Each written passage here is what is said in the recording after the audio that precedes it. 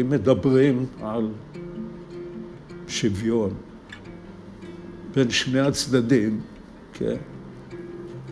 זה קלישאה ענקית בצדק, אבל אלה גם החיים. משם זה מתחיל.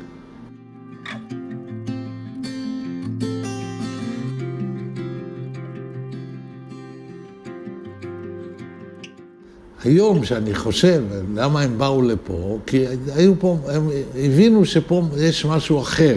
אנחנו לא הבנו את זה ולא הרגשנו את זה, כי אנחנו חיינו פה באופן טבעי ומספק.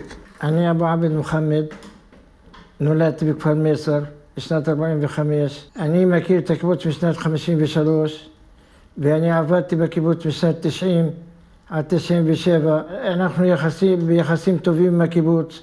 מאז שבא הקיבוץ בשנת 53, يعني אוכלים ביחד ויושבים ביחד, גם אם יש חתונה, אם יש אבל, הכל ביחד. היחסים מהיום הראשון היו יוצאי דופן, כי החברים המייסדי הקיבוץ שבאו מדרום אמריקה עזבו את הבית שלהם, לא ידעו אם יראו אותו יותר. הם חיפשו פה את החמולה ופגשו את זה במייסר. מייסר ראו את חבר'ה, בוגרי השומר הצעיר, תמימים, שיתופיים, לא יודעים מהחיים שלהם, ומצאו מיד, קרב משותף, הייתה תמימות ביחסים. איזשהו חיבור, משהו מופלא. היחסים בין מייצר למייסר, או מייסר למצר, כי מייסר לפני מצר, הם יחסי שכנות טבעיים לכל דבר. זה לא הביאו לו מכחול ולא צייר ולא זה שהיחסים האלה התקיימו באופן טבעי. כל האזור הזה, מהגבול של מענית, הגדר של מענית, הם לא נכבשו על ידי צה"ל במלחמת השחרור. אז כל הכפרים האלה נמסרו לישראל בהסכמי רודוס ב-1949. אנשי מייסר שבאו מצר פה קיבלו אותם באהבה, לא אני, אלא הדורות הקודמים, ואפילו עזרו להם ונתנו להם בתקופה מסוימת מהבור של מייסר, היה לנו בור מים משלנו, שאבו ונתנו לקיבוץ, לאלה שעלו ראשונים שלא היה להם מים, התקינו איזה צינור שיוביל מים ממייסר למצר, עד שמייסר מתארגנים, ככה התחיל השכנות הטובה והיחסים הטובים, וחלק מהאנשים גם התחילו לעבוד פה. הם התחילו לעבוד אצלנו, והם אומרים שהרגשנו כמו שותפים. אני מרגיש שזה עוד שכונה של מייסר, קצת אולי יותר מפותחת. בהחלט אני מרגיש בן בית, מוכר בשם, גם אצל האנשים בדור שלי, גם קצת מעליי. אבא שלי עבד פה בתור שומר שדות, אז הייתי גם אוכל מהפירות ומהמטעים. אני עבדתי בפלחה, כותנה, גידולי שדה, תפוחי אדמה. היו לי כמה עובדים ממייסר, גם שעבדו איתי כי לא היו מספיק עובדים לקיבוץ. גמרתי בית ספר, הייתי תופס את הכדור, רץ לשחק במגרש של מצר. רואים אותי, באים עכשיו כל הגיל שלי ומתחילים לשחק בלי שמישהו מארגן. זה היה ספונטני.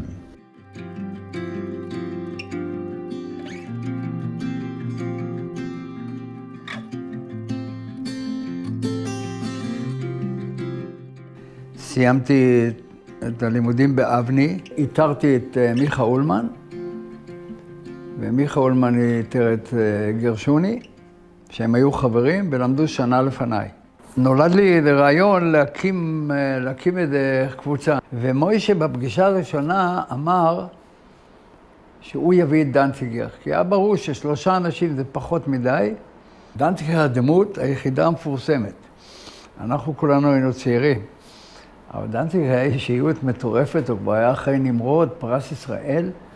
איכשהו מישהו, אני לא זוכר איך, זה הצטרף פתאום דוב אורנר, ואולי עוד מישהו שכרגע אני לא זוכר. וזה יצאנו לדרך. זה מתחיל באביטל גבע, שהכרנו וכבר היו דיבורים, משה גרשוני, אביטל העלה את הרעיון, את המחשבה של מפגש של אומנים באזור מנשה, באזור שלו, כנושא כפר מייסר, הקיבוץ מצר, קילומטר ביניהם, ניסיונות. הייתה מילה מאוד מאוד חשובה. המכנה המשותף היה שמוכרחים לעשות משהו אחר. אני מדבר על שנות ה-70. 10 שנים קודם זה וייטנאם. וזה הביטלס וכל מה שקורה במערב בעקבות מלחמת וייטנאם וכל מה שקורה בארצות הברית. אנחנו 5 שנים אחרי יוני 67, שמאוד מאוד השפיע ושינה דברים. שם מתחיל הכיבוש, הקונפליקט היהודי-ערבי, שהוא ברקע והכתיב את רוב הפוליטיקה של אז, נדמה לי, לא פחות, אם לא יותר, היום. הכל בהשתנות. אז מה ישראל? נמשיך עם שטרייכמן וסטימצקי והתיאור הפיגורטיבי, ראובן. משהו צריך לקרות. ואנחנו הרגשנו שמופשט לירי, אני לא רוצה לדבר בשם האחרים, הושפעתי, הם היו מורים נפלאים דרך אגב, אהבתי אותם מאוד, ויש להם את כל הזכויות שלהם, אבל רצינו משהו אחר. יש פה אולי גם פער הדורות, מה שנקרא, וחיפשנו דרכים איכשהו להתייחס, להגיב, מה עושים עם המציאות הקשה מסביבנו, יישוב יהודי, יישוב ערבי, קרוב מאוד לקו הירוק. באופן סמלי, כל הקונפליקט נמצא פה. אז אני הצעתי את המקום הזה שבין שני היישובים האלה, כי כאן היה עמק, כביש גישה, וכאן בקיבוץ היו לי הרבה חברים. חברים נהדרים, והיה קיבוץ מאוד מיוחד, של דרום אמריקאים בעיקר, ודרום אמריקאים היו שם אנשים עם הרבה השכלה ואנרגיות בלתי רגילות. אביטל בא לפה עם החבר'ה שלו, וידע שהוא ימצא פה את המקום הנכון למה שהוא רוצה לעשות. הצגתי אוטובוס ישן של דן, שהוא היה משמש לי כמו איזה סטודיו כזה. אז אמרתי להם, חבר'ה, אני אגרור את האוטובוס ואעמיד אותו כאן, ואז יהיה לנו מקום לשתות קפה ולדבר. שיחות ארוכות, קפה, באוטובוס, בסביבה, פגישה עם אנשים משני יישובים, נוער. אמרו שרוצה לבוא איזשהו אומן, מיכה אולמן, והוא אחראי על הפרויקט הזה. אני הייתי ילד שמשחק בכדור ובעפר ככה, אבל עם שתי אוזניים שמתי לב למה שמתרחש. אני זוכר, זה לקח בערך 3 חודשים של פגישות עם נוער מהקיבוץ, עם צעירים מכפר מייסר.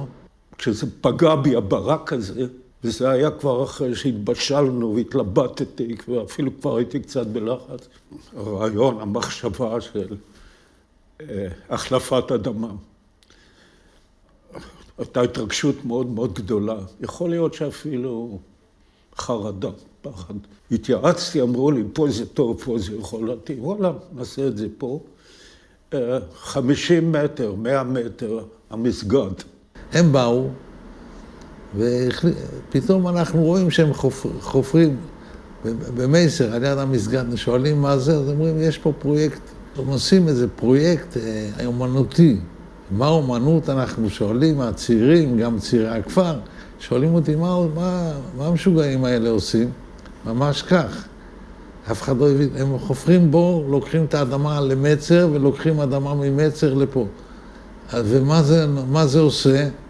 מה זה נותן? זה מראה על מערכת היחסים, הם אמרו, על מערכת היחסים המיוחדת שאנחנו גילינו פה, ויש אומנות סביבתית, הם אמרו.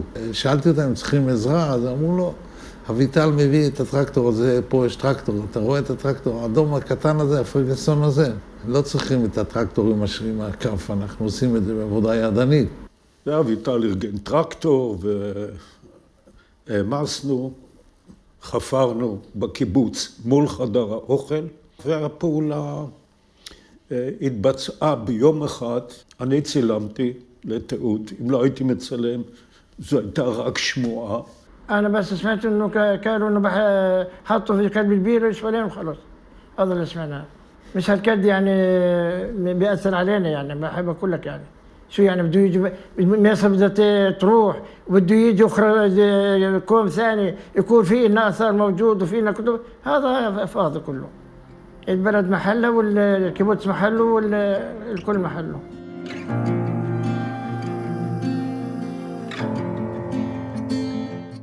בקיבוץ שלי ובכל מיני מקומות הייתי רואה, ואנשים, עם הספר, כולם קוראים ספרים, כולם השכלה. היהודים זה ספרים. היו אנשים קונים ספרים בלי שהיה להם כסף, לכלום. גרו כמו חורנים, אבל ספרים קונים. לתת ספר מתנה, זה הדבר הכי חשוב. היו אבל ספרים ישנים, זורקים בכל מיני מקומות מסוימים, בכל יישוב היה מקומות שזורקים ספרים. אז הלכתי לחדרה, הגעתי מהר מאוד להסכמות עם מנהל המפעל שם. אמרתי לו, אני אקח ספרים, הוא שאל אותי למה אתה צריך. הוא לא היה אמור להיות נחמד. אני אמרתי לו, זה לאומנות משהו, והאומנות כאילו, אנשים מסוימים נתנו לזה כבוד. אז הוא אומר, יש לו אומן, הוא רוצה ספרים. הבטחתי לו שאני אחזיר לו את זה. בצומת שבין מצר למסר, הזמנתי 2 משאיות, פרקנו, שפכנו את המשאיות על האדמה, התחילו לבוא ממצר אנשים עם אופניים, עם מזוודות, ממסר התחילו לבוא אנשים על חמורים, וברגל, עם שקיות. אביטל הניח בצומת מיכלים, עגלות, עם ספרים שהוא הביא מהמניר. יותר אני זוכרת את זה, נאמר, מהתמונות. תמיד קשה לדעת אם זוכרים מהתמונות או ממה שהיה. אבל חבר ממצר אמר לי שהוא לקח משם הרבה ספרים, שעד היום הם אצלו בכוננית. אביטל גבע הביא מיכלים גדולים, גם באנגלית, גם בספרדית וגם ובעיקר בעברית. שם הוא הניח אותם והגיעו אנשים, ושם היה המפגש היותר אמיתי עם האנשים מהכפר שבאו. אחרי זה התחילו לבוא גשמים, והגשמים נפלו על הספרים, ואמרו לי, מה קרה? תציל את הספרים. אמרתי להם, זה לא משנה, בסופו של דבר הספרים יגיעו לחדרה, למטחנה. אני רוצה דווקא שהגשם תתחיל נביטה, תתחילו תהליכים מעניינים. זה עניין אותי יותר מכל דבר אחר בעצם. מה קורה עם ספר שאחרי 30 שנה יושב עם מים ועם גשמים, מה קורה לזה? שיש מפעל שטוחן את זה, מערבב את זה בנייר טואלט שלכם. ומהביוב מה הגלגול הבא? שעושים זבל, עושים קומפוסט, עושים דשן. ומה הגלגול הבא? זה צמחים, ואוכל. הכל מסתובב. גם העבודה של דוב אורנר נגעה בצורה מסוימת בתהליכים שחפצים עוברים. הוא ביקש מאנשים במצר ובמסר לשלוח לו חפצים, שהיו רוצים להיפרד מהם, את החפצים שקיבל תמן בבור בשדות קיבוץ חצור, בכלל לא במקום הזה שמה. אבל אני יודע שאמרו שהם רוצים לחפור איזה בור, ולהביא ספרים ממצר וספרים ממייסר, תגייסו, ואנחנו רוצים לטמון את זה באדמה. באמת ראיתי שחפרו את הבור הזאת, הביאו איזה טרקטור, איזה מחפרון, נדמה לי.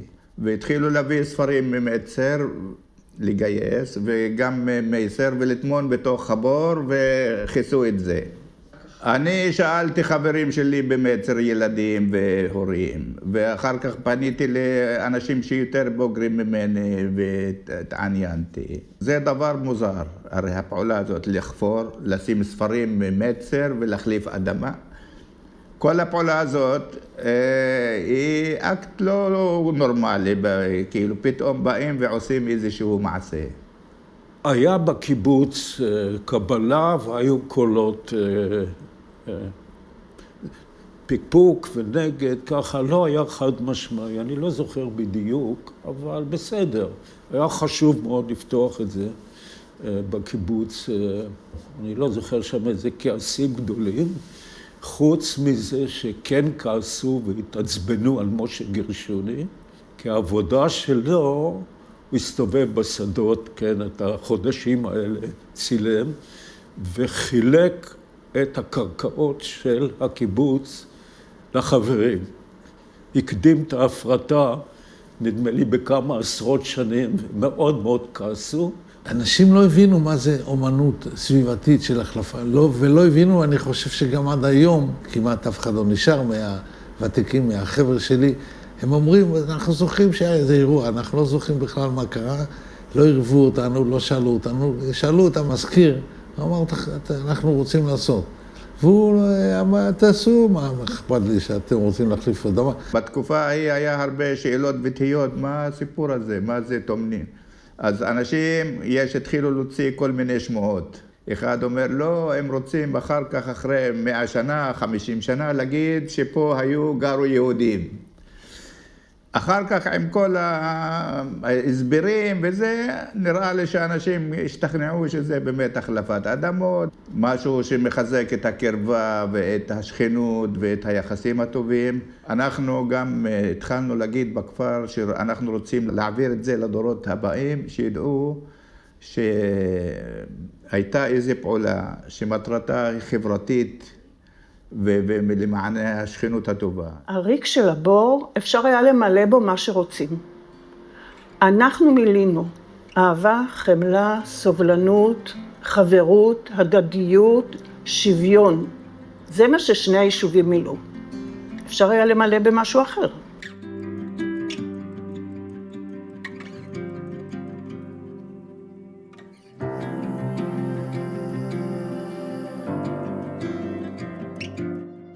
תמיד אהבתי, או בעיקר אהבתי, מצבים שאין כלום, אבל בכל זאת יש. או להפך, יש, אבל אין כלום, איך שרוצים. ושם זה היה קיצוני מהבחינה הזו, והיה לי חשוב שלא נשאר בעצם שום דבר. אנחנו ניסינו לנגוע בחיים עצמם, כאילו, במציאות הממשית. כשמיכה בא לפני 3 שנים, והוא במקרה שנכנס ושאל, אתם זוכרים שהיה? ואמרתי, מה פירוש? יש לי תיק שלם. הוא אמר לי, אני כל כך שמח שהיחסים הטובים מאז ממשיכים עד היום. אני מקווה שאנחנו נעביר את זה גם לדורות הבאים, כי מצר נשארים פה ומייסר נשארים גם כן באותו מקום, והדבר הזה חייב להמשיך לדורות הבאים. נגיד, האדמה, הבור, המשיכו, אפשר להגיד, ממש עד ימים אלה. עבודה שאולי הכי, הזכרתי את עבודות המשוואה, המבנה של משוואה, הדו-משפחתי במוזיאון הרצליה, הבית המשותף בו אני גרתי, אנחנו בפינוי-בינוי, משפחה נוספת, תוכנית מדויקת של 2 הדירות בבית אחד, ובהנחה שאם 2 משפחות יודעות להסתדר על חלקת קרקע אחת, אולי גם 2 עמים וגומר. כן? מאוד מהדהד לפי דעתי. א', אם אני מסתכל אחורה, אני בעצמי, 3-4 שנים אחרי יום כיפור, הגעתי למסקנה שאני חייב פוס מכל הדברים האלה. פוס מעולם האומנות, פוס, לא לעזוב אותו. ואז היה לי במקרה מזל, והקמתי את החממה. כלומר, הגעתי לעניין של הקומפוסט, ומה, הקומפוסט הוא רק חלק שמזין את הדבר הכי חשוב, שזה הצמחים. והכי יותר חשוב מהצמחים, מה זה? הרבה יותר חשוב מהצמחים, זה בעצם הילדים, הנוער שלנו. אני אגיד בחוצפתי, כן, שאם היו מקשיבים לנו באוקטובר 1972, אולי היינו מצליחים למנוע את אוקטובר 73. ואנחנו לא צריכים לדאוג, אף אחד לא מקשיב לנו. אנחנו על סף תהום. מצר מייסר, אם צריך, אני הייתי צריך לשים איזה כותרת, אז הוא אומר, זה לא רק לפתוח את הראש, זה לנסות משהו חדש. ואני חושב שזה מה שאנחנו צריכים היום, לנסות משהו חדש. אנחנו צריכים להוליד את עצמנו מחדש, כי אנחנו בתוך ביצה. ביצה זה משהו תקוע. תחתית הביצה אין לה חמצן. זה ריקבון, זה גופרית. כל החיידקים הרעים בתחתית הביצה. כדי לעשות משהו חדש, אתה צריך פוטוסינתזה, צמחים חדשים, לחשוב מחדש. אז מצר מייסר, זה הכותרת, לחשוב מחדש. אבל לעזוב את מה היה לפני 60 שנה. אין מה לעשות, לחשוב מחדש.